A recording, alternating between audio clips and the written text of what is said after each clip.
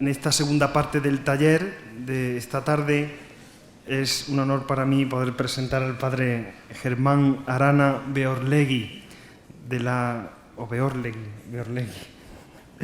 Compañía de Jesús. ¿Qué quiere decir sitio de yeguas? En vasco, ¿no? No es el conde de nada, sino...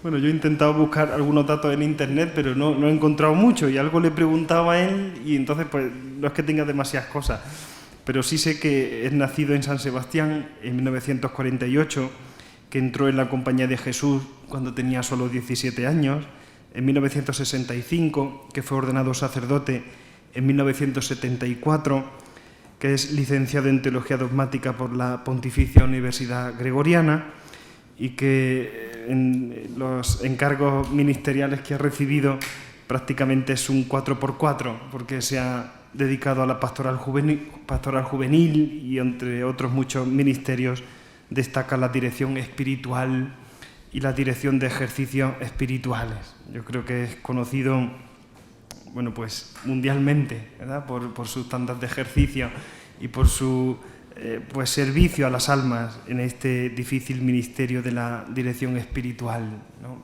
Por otra parte también apasionante y también necesario. Y bueno, para nosotros es todo un placer y una alegría tener al padre Germán Arana, que nos hablará sobre la ayuda en el crecimiento del hombre interior en nosotros. Muchas gracias por estar aquí. Bueno, que Dios te perdone el inflar el perro, cosa que es fruto de la caridad. Decía don Félix que eso de reprimir los afectos debe ser una cosa muy mala. Entonces, yo tengo ahora dos afectos que me fluyen dentro, que los voy a sacar rápidamente. Uno de inmenso agradecimiento por estar aquí. Me da una alegría muy grande, me vienen recuerdos muy gratos. En esta Córdoba, donde ha ido naciendo y cimentándose una verdadera escuela de espiritualidad sacerdotal y de formación, a la sombra de don don Gaspar Bustos, y ha ido fraguando en este formidable seminario que tiene un equipo de formación de primer orden, y creo que la pasión del amigo no me ciega. Y una pena también porque he visto eso de los talleres y digo, ay madre mía, os les voy a arrojar a estos un pedrusco de la Calahorra.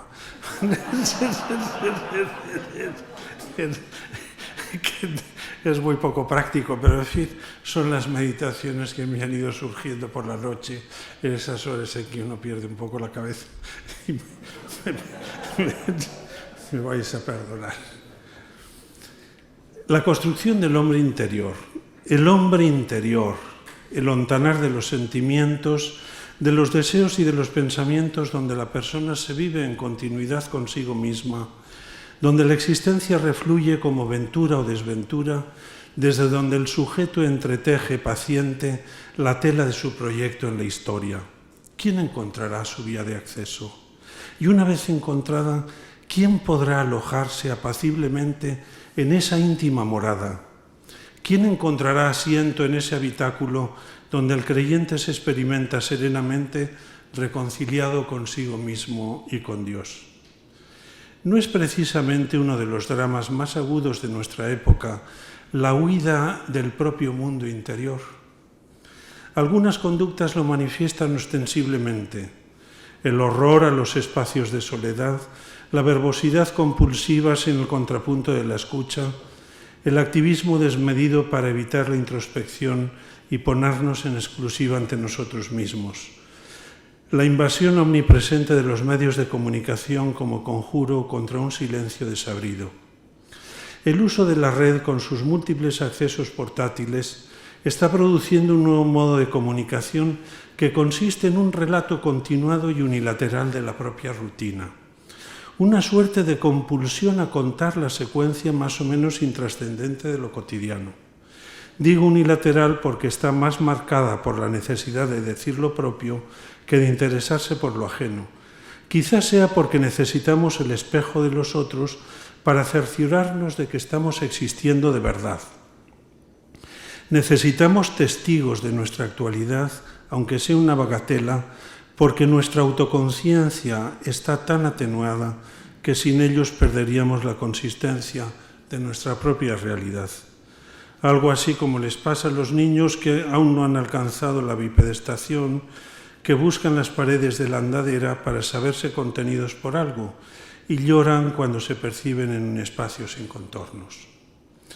Este apurar lo exterior como única fuente de gratificación pareciera estar motivado por la percepción de un mundo interior inconfortable y escuálido. Muchos hombres y mujeres de nuestro tiempo no parecen encontrar dentro de sí un cómodo alojamiento. Por ello deambulan por la vida tratando de arañar satisfacciones momentáneas que les eviten destapar sus desilusiones o escuchar el grito dispar y desgarrado de sus voces interiores. Temores y dolores irredentos que emergen como una danza macabra en las noches de insomnio o se apoderan tiránicamente de nuestra atención cuando no podemos distraerla en otros menesteres. El desabrimiento de la habitación interior coloca a no pocas personas ante un doble drama, ante el carácter inclemente de sus ambientes de trabajo y a veces también de su entorno afectivo inmediato. No tienen dónde guarecerse porque el viento solano o el gélido invierno de las relaciones exteriores han asolado también su alcoba interior. Quizá este destemple ambiental en que se mueven algunas personas explica la porfía de algunos por construirse un mundo interior a modo de bastión inexpugnable.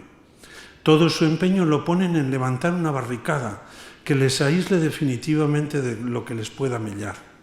Esta tendencia predominantemente defensiva, centrada en la construcción del castillo interior, no solo se muestra en las formas secularizadas de un egoísmo vulgar, encerrado en los propios gustos y apetencias, sino también en formas más refinadas de pretendida espiritualidad que ambiciona la retirada del mundo no por su carácter evangélicamente alternativo, sino por sustraerse a las penalidades de una navegación en alta mar. Las personas apacibles suscitan admiración y aun sana envidia por el precioso testimonio que de su persona se desprende. En un mundo agitado, febricitante, tenso, a veces agresivo, la presencia de estas personas se detecta de inmediato por su efecto balsámico. Se muestran serenamente alojadas en una paz interior que no mengua al albur de los avatares de la vida y de las circunstancias externas. Al menos no se altera en la misma medida de las agitaciones exteriores. Más allá de esas oscilaciones episódicas del ánimo, en las anfractuosidades de su universo interior, parecen asentadas en un remanso de avenencia consigo mismas y con su entorno. En la antropología cristiana esta propiedad del ánimo humano tiene un nombre: paz. Y digo propiedad porque más allá de ser una experiencia vivida en la moneda del tiempo y como tal amenazada de caducidad en el presente, tiende a consolidarse como una propiedad estable del propio modo de percibir la realidad y de proyectarse en ella. Mas trátase de una propiedad regalada, no simplemente adquirida, una gracia que resume bíblicamente los beneficios que el hombre recibe de Dios y le introduce en la aprehensión de una cierta plenitud existencial que tiende a instalarse en el corazón del creyente. En la vida del sacerdote, esta beatitud íncita al hombre interior es particularmente significativa y necesaria. Cuando falta sistemáticamente, el sacerdote podrá exponer ideas, exigir comportamientos y realizar los ritos sagrados, mas no podrá transmitir una buena noticia que ha configurado en modo fehaciente su propia persona. Dicho brevemente, será un repetidor rutinizado del mensaje de la Iglesia, mas no un testigo creíble de la fuerza transformante de lo que anuncia. El sacerdote, ocluso al don de la paz, termina por hacerse un cínico, porque le falta el correlato existencial de lo que predica. Termina por pensar que incluso la posibilidad actual de acariciar ese estado es una quimera. Trata a los fieles con modos destemplados y, lo que es peor, no acaba de entender e incluso puede llegar a despreciar el suave perfume de un misterioso contento interior que algunas de sus ovejas desprenden, indemnes en su interior después de haber atravesado episodios de vida mucho más duros de los que él ha podido soportar. Por otra parte, la vida sacerdotal conlleva el elemento insoslayable de una mayor soledad. Su celibato, aún inmerso en una comunidad y en permanente contacto con aquellos a los que es enviado a servir, le constituye como una suerte de monje en la ciudad, de monacus, de hombre solo en medio de los hombres. Eso quiere decir que si el sacerdote no vive cómodo consigo mismo y con Dios, alojado en un espacio interior apacible, la mordedura de una soledad destemplada se cebará con él. Muchas crisis ministeriales y muchas dependencias deletéreas, a modo de engañoso sucedáneo, brotan de esa inestabilidad interior. La identidad del sacerdote aún no está fraguada cuando sale del seminario. Solo cuando atraviesa los primeros valles umbrosos de las resistencias a la recepción del verdadero evangelio, las disensiones comunitarias, la prueba de sus propias limitaciones, los espacios de soledad en su apartamento, las pretericiones de sus compañeros y superiores, y sale de ellos interiormente contento, fundamentalmente por el salario de evangelizar, es entonces, y solo entonces, cuando puede decirse construido su hombre interior. Resulta preocupante el retorno de las primeras crisis y de las tempranas secularizaciones. No se producen en un número clamoroso, gracias a Dios, mas las que se producen hacen pensar que hemos de invertir todavía más en la construcción del hombre interior. No podemos contentarnos con la observancia de una disciplina externa, ni con la manifestación de modos externos que puedan satisfacer las expectativas de los formadores. La disciplina y las prácticas de piedad no son ajenas a la construcción del hombre interior, más aún, coadyuvan sustancialmente a ellos, mas no son suficientes para que emerja en su interior el hombre enamorado de Jesucristo y contento de servir presbiteralmente a sus hermanos en la Iglesia. A los jóvenes candidatos les resulta particularmente desmotivador el contacto con sacerdotes que, independientemente de su competencia, son criticones, ácidos, sistemáticamente descontentos, sacerdotes que manifiestan una vida sacerdotal insatisfecha ante sí mismos y ante los demás. Se preguntan cómo es posible ese disgusto mal disimulado en una existencia tan vocacionalmente conforme al modelo supremo de Jesucristo y habiendo sido acreedores de los mayores poderes salvíficos que en su nombre el Espíritu otorga a los humanos.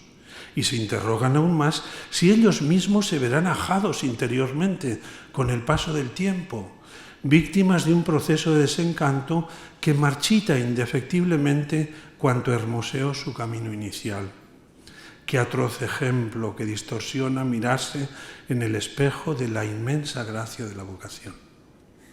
Volvamos pues con atención a lo que San Pablo designa como el hombre interior, toneso anthropon, en honor de mi amigo Pedro, que me corregirá mis errores bíblicos.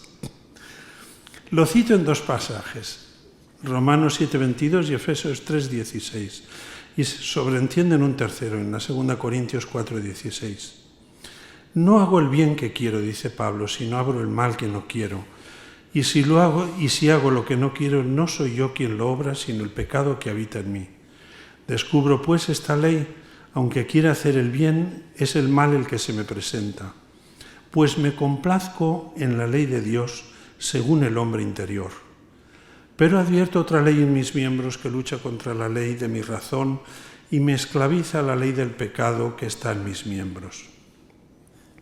En el hombre interior se producen las nupcias entre la voluntad de Dios y la propia.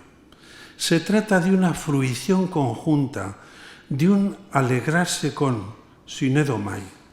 No apunta a un contenido solipsístico. Luego, el hombre interior es un espacio de comunión con el querer divino. Y es interior porque afecta a aquel secreto manantial de donde fluye el verdadero y supremo deleite de un modo de vivir conforme a la voluntad divina. El discurso paulino toca el núcleo de su antropología, la libertad del hombre redimido por Cristo y transformado por el Espíritu. La ley antigua, aun siendo santa, no bastó para transformar la libertad del hombre hasta el punto de abrazar fácticamente el querer divino como su propio querer. Por ello producía una lucidez de alguna manera trágica, porque dando noticia de la meta no otorgaba la fuerza de alcanzarla. El hombre necesita ser redimido para poderse alcanzar a sí mismo, precisamente porque el pecado destruye su libertad. Establece una ruptura entre la rectitud de su proyecto y su capacidad de realizarlo. Produce un desgarro, una esquizofrenia que impide poner por obra su anhelo de bien. En la antropología cristiana el concepto de libertad es relativo a la vocación divina inscrita en lo más profundo de su corazón de acomunarse a la voluntad de quien le ha creado y finalizado así con un amor infinitamente superior a cuanto él mismo se ama a sí mismo. Dios ha elevado al hombre a la condición de un interlocutor libre, con capacidad de asumir y recusar esa llamada de entrar en comunión con su amor. Mas el rechazo de esa vocación no deja al hombre en el mismo grado de disposición de sí mismo, por cuanto viola el fundamento de su propia identidad. A ese misterio de su propia identidad, alcanzada solo en su libre adhesión a la voluntad divina, es a lo que apunta San Pablo cuando establece la sinonimia entre el hombre interior y su verdadera mentalidad o conocimiento, nous, con su predestinación al amor divino. Y eso explica a su vez por qué el pecado, además de un acto de rebeldía frente a Dios, es el principio destructivo de su propia humanidad. San Agustín define en las Confesiones la paradoja de este principio heterónomo de la propia mismidad con aquella feliz expresión, intimior intimo meo, un principio que le permite alcanzar lo que está siempre allende de su angostura, el superior sumo meo. Muchas formas filosóficas y aun otras supuestamente religiosas, quizás sin serlo, han pretendido ofrecer una guía para acceder a ese arcano recinto de la propia interioridad, mas no pocas veces ese ímprobo viaje acaba en una escuálida experiencia de soledad. La búsqueda de la exclusiva autonomía acaba en una estación término bastante desolada, la estrechez de una soledad irredenta. Por el contrario, en el segundo texto paulino que hemos señalado, queda aún más patente que el espacio de la verdadera interioridad es un ámbito de comunión. Por eso pido no desmayéis a causa de mis tribulaciones por vosotros, las cuales son vuestra gloria. Por esta casa doblo mis rodillas ante el Padre de nuestro Señor Jesucristo, para que Él os dé conforme a las riquezas de su gloria el ser fortalecidos con poder en el hombre interior por el Espíritu.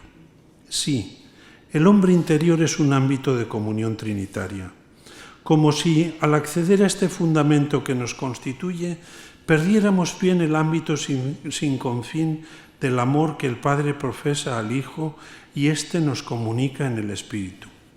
Aquí se nos representa el motivo de la fruición apuntada en la carta a los Romanos. Lleva el sello delitoso de la experiencia del amor del Padre vaciado en el corazón humano de Jesucristo e inmanente a nosotros mismos por el Espíritu. Esto sí que es la estación término del viaje a la propia interioridad.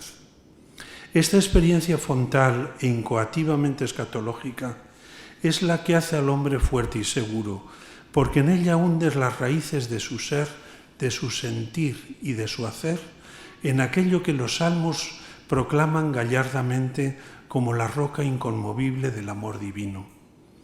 El hombre que pretende autofundarse en su propia inconsistencia estará siempre sometido al vaivén implacable del mundo exterior.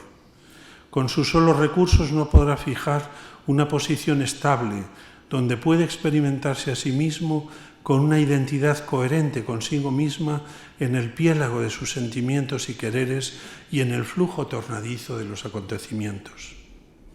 La fortaleza y la estabilidad la encuentra el hombre en su interior en la medida en la que éste no es un habitáculo donde el propio ego se consume a sí mismo, sino espacio de cordial cohabitación de la inmanencia del espíritu y de aquel núcleo de la persona de donde brotan los sentimientos, deseos y decisiones. Por las razones que sea, resulta pavoroso el desvalimiento interior que experimentan muchos hombres y mujeres de nuestro tiempo. A veces ese estado de menesterosidad interna se cronifica en un modo de atención afectiva enteramente curvada sobre sí, que no hace sino aumentar el vacío interior porque socava todo atisbo de alteridad. Ese estado interno y prolongado de frustración da lugar a conductas desordenadas y a dependencias deletéreas que a modo de sucedáneo tratan de paliar la incomodidad del asiento en una morada interior tan lóbrega. En definitiva, el hombre solo se encuentra a sí mismo en el inmenso abrazo de amor que le otorga quien le ha creado y quien le redime. Alojado en ese amor, el hombre despierta de continuo a su propia dignidad y se mantiene establemente anclado a la grandeza de su vocación, más allá de las alternancias de su estima social y de sus gratificaciones afectivas. La tercera indicación paulina sobre el hombre interior establece un ritmo de duración diverso entre este y el hombre exterior. Por tanto, no nos acobardamos. Si nuestro exterior se va deshaciendo, nuestro interior se va renovando cada día. 2 Corintios 4:16. El hombre interior no está uncido a la caducidad del organismo físico. Mientras éste se desmorona, el primero se reconstruye. En ese contexto, San Pablo alude explícitamente a la resurrección de todo el hombre. La resurrección de Jesucristo es el principio de la nuestra. Cuando todo nuestro ser quede transformado y liberado de la tenaza de la caducidad, viviremos alojados para siempre en la presencia del Señor. En esa perspectiva, para Pablo, el hombre interior es la incoación escatológica en el tiempo de las tribulaciones presentes, de la conciencia de esa dicha ininterrumpida. Constituye un lenitivo frente a las tribulaciones pasajeras de nuestra andadura peregrina, de tal suerte que por la fe la conciencia de sí se adhiere cada vez más firmemente a la experiencia incoada en la hora presente de nuestra vocación eterna a la comunión con Dios. Hemos de relacionar este texto con los anteriores. Bueno, no os habéis dormido todavía, ¿no? Oye, Dios mío, qué milagro. Esto es el milagro de San Pelagio. Por último, quisiera señalar otro elemento fundamental de la antropología cristiana. El hombre interior no es un reducto aislado de los embates del mundo exterior, en el cual el sujeto se relame en sus particulares satisfacciones. Algunos caminos de autorrealización que postulan una especie de redención intramundana apuntan a la construcción de un claustro interior aislado y egocéntrico. Este ídolo del bienestar a toda costa, ignaro de las penalidades de los demás, es el suicidio del verdadero hombre interior. Incluso algunas formas de espiritualidad pueden verse contaminadas por esta perspectiva que a la postre no es más que un egoísmo refinado. El hombre interior no es el espacio blindado a lo que sucede en torno nuestro. Antes bien, consiste en una caja de resonancia donde se percibe con particular intensidad las penas y las alegrías de los demás. Jesús criticó la insensibilidad de algunos con una canción infantil. Os hemos tocado la flauta y no habéis bailado, os hemos entonado endechas y no habéis llorado. Los bienpensantes no podían entender la proximidad de Jesús a las personas socialmente indignas. Su religiosidad exterior de apariencias les impedía valorar la radical proximidad de Jesús a todas las formas de menesterosidad, abatiendo todos los convencionalismos. Jesús es el verdadero paradigma del prójimo, del verdadero próximo. En su corazón humano se nos ha llegado el abismo de la misericordia divina. El misterio insondable del Dios amor se ha hecho inmediato a nosotros, a nuestro modo de vivir, de sentir y de entender en la empatía del corazón humano de Jesucristo. La proximidad cordial y operante de Jesús a toda forma de dolor humano brota de un manantial interior de inagotable caridad. Brota de un movimiento de empatía por el cual Jesús se deja concernir profundamente por la indigencia del prójimo y desencadena un movimiento de acción eficaz para acudir a ella. Siempre me han impresionado mucho los sinónimos de la compasión, el verbo splagnisomai y sus sinónimos, la gallina, para describir este torrente de misericordia y de acción transformante que brota de la entraña del Señor. Nunca dejó ni deja pasar ante sí, abandonado a su suerte, al que humildemente le reclama ayuda, sin más título que su necesidad y su confianza. Si el corazón de Jesús es el paradigma de lo que Pablo llama el hombre interior, entonces resulta que en la antropología cristiana la grandeza del interior del hombre nada tiene que ver con un aislamiento áureo, sino precisamente con su capacidad de ser afectado por lo que acontece en lo exterior y por el grado de compromiso que adquiere a partir de esa resonancia interior acerca de los dramas ajenos. Por lo que llevamos notando, bien puede decirse que la calidad de la vida interior encierra ciertas paradojas. De una parte, como fundamento de la mismidad de la persona, constituye la experiencia de lo más íntimo de sí. Sin embargo, no es un recinto exclusivo del hombre ante sí, sino un espacio de cohabitación con el misterio de Dios que en su espíritu se ha hecho inmanentemente próximo. Ya hemos apuntado cómo el origen de muchos desabrimientos existenciales consiste precisamente en el escuálido habitáculo interior que experimenta la persona alojada en su exclusiva contingencia. Precisamente porque el hombre no encuentra el fundamento de sí exclusivamente en sí mismo, la autopercepción de su propia identidad está relacionada con la conciencia de quien le sostiene interiormente, allende las solicitaciones desiderativas de su ego, las alternancias acusadas de su ánimo y la suerte tornadiza de su alojo social. La dialéctica interior-exterior pone de manifiesto la paradoja de que la calidad del interior está en su permeabilidad.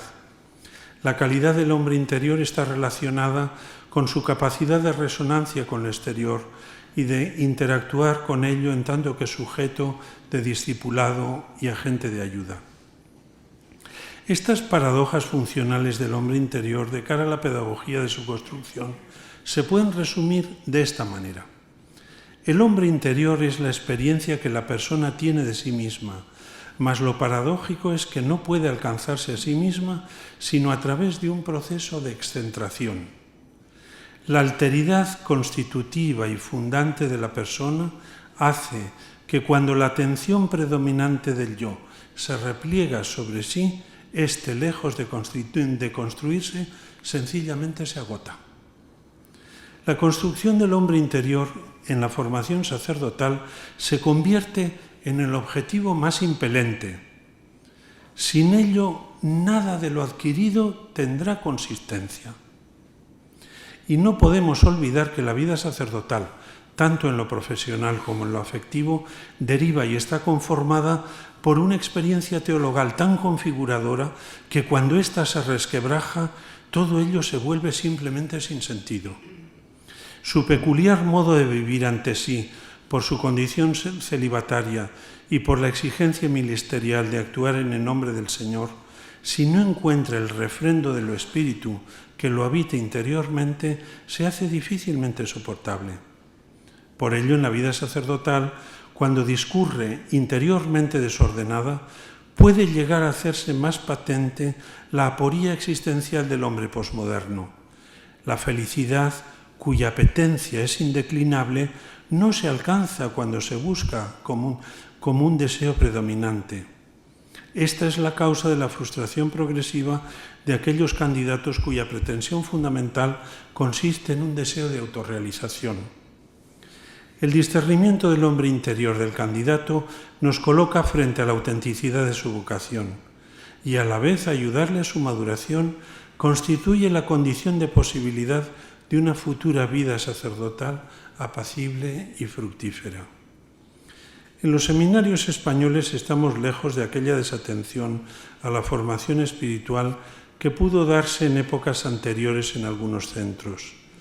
Pero el retorno de algunos abandonos del ministerio al poco de la ordenación nos deben llevar a considerar si estamos haciendo lo suficiente a este respecto.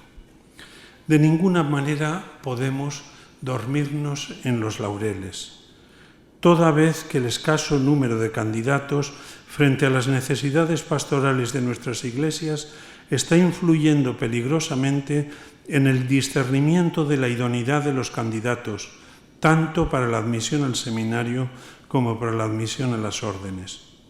Me atrevería a afirmar, por experiencia directa que tengo de ella, que estamos bajando el listón de una manera preocupante. El problema no está hoy, por lo general, en las desviaciones doctrinales o prácticas en la implementación disciplinar e intelectual de nuestros seminarios. El problema puede estar en el contentamiento con unas formas exteriores que no construyen suficientemente el hombre interior.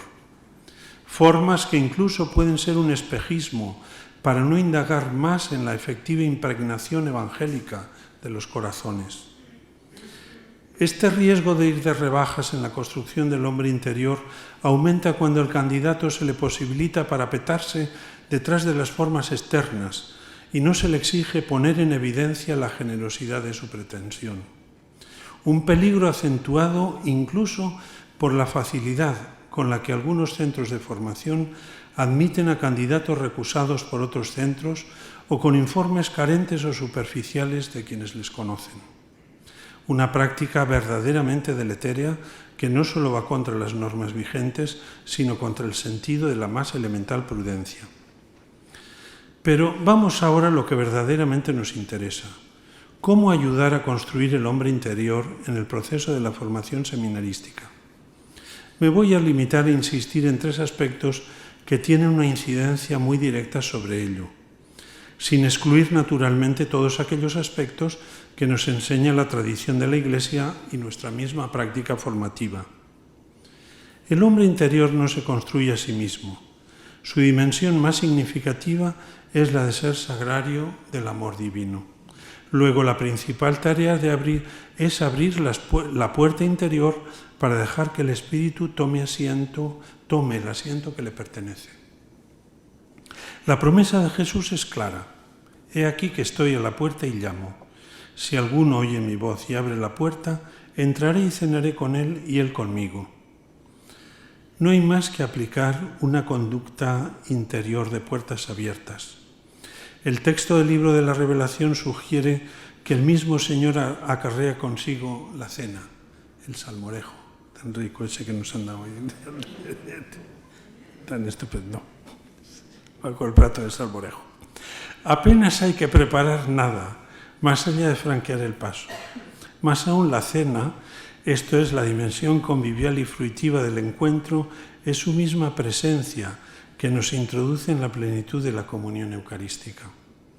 El Señor aborrece una religiosidad meramente estética, de dar el pego exterior, de puro cumplimiento. Solo alcanza su santuario quien se dispone a adorar en espíritu y verdad. Un santuario que no es un templo hecho de manos de hombre. Tiene una única puerta interior que es de carácter actitudinal. Consiste en desearlo ardientemente y en recibirlo humildemente, tratando de corresponder a su llamada con la menor incoherencia posible. La formación del seminario alcanzará su objetivo cuando los candidatos no se contenten con ser consumidores de actos de piedad, ni en convertirse en maestros de emulación exterior del cumplidor de la ley, sino en jóvenes enamorados de Jesucristo, que estudian con denuedo porque quieren conocerlo aún más en su palabra y en la tradición de la Iglesia, que toda ella nos habla del Señor, que hacen suya la actitud humilde y servicial del Maestro, que coloquian íntimamente también con Él cuando nadie los ve y fuera de los horarios establecidos. No hace poco tuve que hacer la evaluación de un seminario Y en la evaluación final les dije a los chicos, si se cae el techo de la capilla nos va a pillar debajo. También cuando nadie les dé ir fuera de los horarios establecidos y en las vacaciones, que no rehúye los trabajos menos vistosos y menos cómodos, que hablan de él porque les sale de las vísceras y son capaces de calentar con su fe y esperanza los corazones de los jóvenes, que exponen a sus formadores también el fondo de sus fragilidades para asegurarse que lo que persiguen no es una quimera ni un plan que les sale a ellos de sí mismo, sino respuesta al reclamo amoroso del buen pastor sobre su vida. Es decir, jóvenes tocados por una experiencia viva del Señor y que por ello desean crecer en la autenticidad de su configuración con Él. La disciplina exterior indudablemente ayuda y de ningún modo puede ser abandonada, porque sin ese andador el joven acabaría por ser devorado por sus caprichos incontrastados. Sin embargo, la atención del formador, y no solo el ojo del Padre Espiritual en el arcano del foro interno. El foro interno no puede ser el biombo de todas las golferías. A veces tan preocupantemente interno que no patentiza nada. Debe centrarse en los signos de esa experiencia interior, que reorienta las fuentes de la fruición, la forma de la sensibilidad y los contenidos del propio proyecto. Signos tales como la progresiva interiorización de la fe, el hambre de intimidad con Dios, el humilde reconocimiento de la gracia de la vocación, sorprendentemente más allá de la propia condición, y la alegría de una existencia cada vez más entregada y servicial. La condición de posibilidad de dejar el campo expedito a la inhabitación del espíritu es salir del propio amor, querer e interés. Dicho con un término clásico que está presente en la perspectiva del discipulado desde el Nuevo Testamento y es recurrente en toda la tradición espiritual. Se trata del camino de la abnegación. Precisamente porque la senda de alcanzarse a sí mismo no es directa sino circunfleja. La abnegación es condición del arte amatorio y por ende de la madurez cristiana. La Escritura no presenta la abnegación como una especie de suicidio moral, como una lesión o vaciamiento de lo más constitutivo de la persona y de su propio valor. Se trata de una preterición de sus intereses inmediatos en favor de una polarización en su alteridad constituyente. Anda, que se me ha caído esta bomba. La voy a volver a leer. Se trata de una preterición de sus intereses inmediatos en favor de una polarización en su alteridad constituyente, la correspondencia al amor del Señor y a la vocación al servicio de sus hermanos. El arte más delicado de la pedagogía cristiana es precisamente ayudar a que se produzca ese proceso de excentración del yo, puerta tanto de la madurez psicológica cuanto del camino de la santidad. Por eso las psicologías prendadas de la gratificación afectiva producen solo individuos frágiles y egocéntricos. Con todo, la economía de la abnegación debe administrarse progresivamente, según la capacidad del sujeto, y siempre aliada como una experiencia de amor y libertad. Si se aplica sin tino, forzando la voluntad de la persona más allá de lo conveniente, se produce el efecto contrario. Se crean mecanismos de defensa y el sujeto se afinca secretamente en lo que le apetece.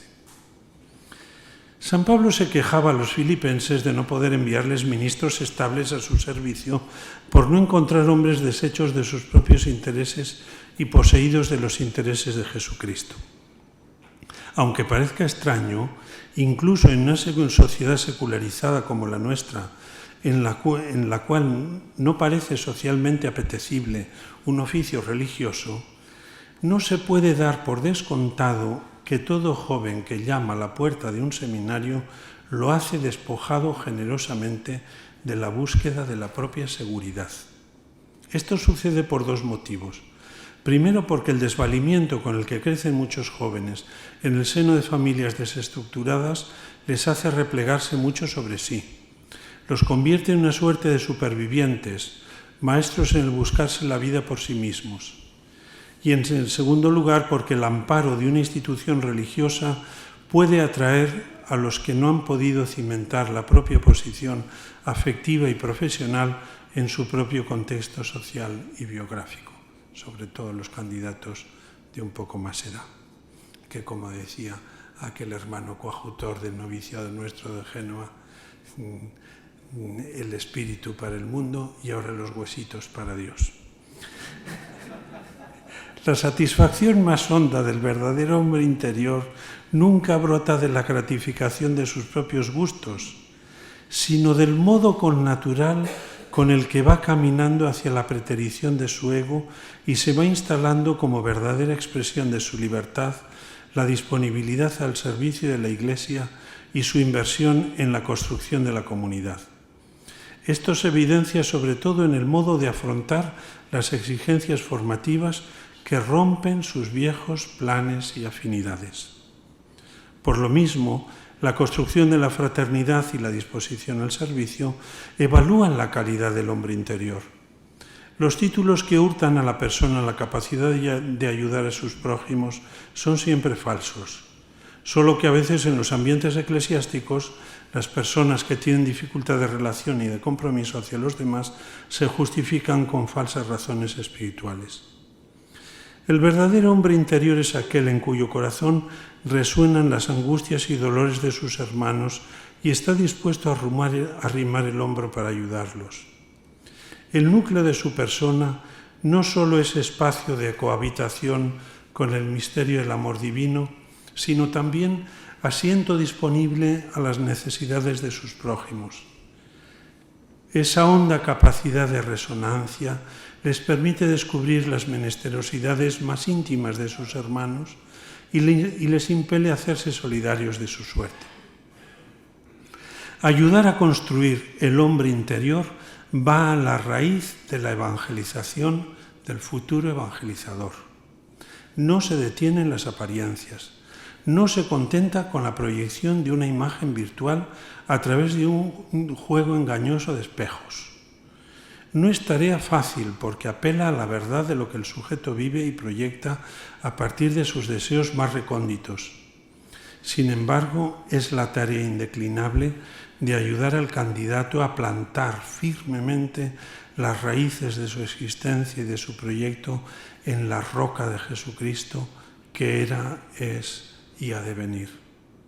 Todo ello, desde luego, en la medida de que su humanidad se deje habitar por su mismo fundamento y en la medida que su libertad se adhiera a la llamada de su único Señor, internamente percibida y exteriormente manifestada. Las dependencias de la propia imagen, de los propios recursos, del favor de los demás, de la rutina de las costumbres, de la caducidad del propio bienestar, son hojas de otoño barridas por el viento de una inconsistencia que en breve no deja rastro de contento, de amor ni de libertad. Si el candidato no vive en su interior la libre alianza de amor de quien le ha llamado y le sostiene, no podrá escapar de su vacío interior, que como una suerte de agujero negro terminará por consumir cuanto le pertenece y a la postre le llevará a autoconsumirse a sí mismo. Ni la intemperie pastoral y social más violenta, ni las crisis eclesiales y personales más lacerantes, ni el despojo más crudo de las seguridades inmediatas, ni la enfermedad ni la misma muerte podrán desplazar al servidor de Jesucristo de la roca inamovible de su amor, ni podrá desdibujar su propia identidad amada de Dios y servidora de sus hermanos.